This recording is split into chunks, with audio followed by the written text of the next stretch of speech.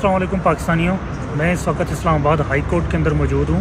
अभी थोड़ी देर बाद साइफर केस के अंदर चेयरमैन पाकिस्तान तहरीक इंसाफ इमरान खान की दरख्वास्त ज़मानत के ऊपर दलाइल होंगे और उसकी समाअत होगी। गुज़िश्ता तारीख पे भी हतमी दलाइल होने थे, लेकिन क्यों जो प्रोसिक्यूशन है FIA है उनकी जानब से डिलेइंग टैक्टिक्स इस्तेमाल की जा रही थी और बार बार इस बेल को लटकाया जा रहा है ताकि इसके ऊपर मज़ीद तारीखें पड़ती रहें और चेयरमैन पाकिस्तान तहरीक इंसाफ इमरान खान मज़ीद जेल के अंदर वहाँ उनको रखा जा सके।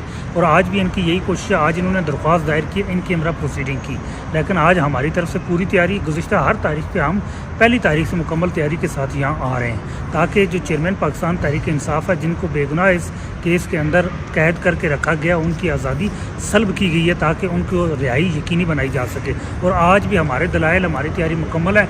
इंशाल्लाह आज देखते हैं कि सगासा की तरफ से क्या डिलेइंग टैक्टिक्स इस्तेमाल की जाती हैं, लेकिन हमारी आज भरपूर कोशिश है कि आज ही हतमी दलाइल हूँ। और ये केस सिर्फ हतमी दलाइल का है, सिर्फ 2 या 3 तारीखों का केस था, लेकिन सगासा की जानब से इसको 4 से 5 तारीखों तक खींचा जा चुका है। आज इंशाल्लाह इस पर हमारी तरफ से हतमी दलाइल होंगे।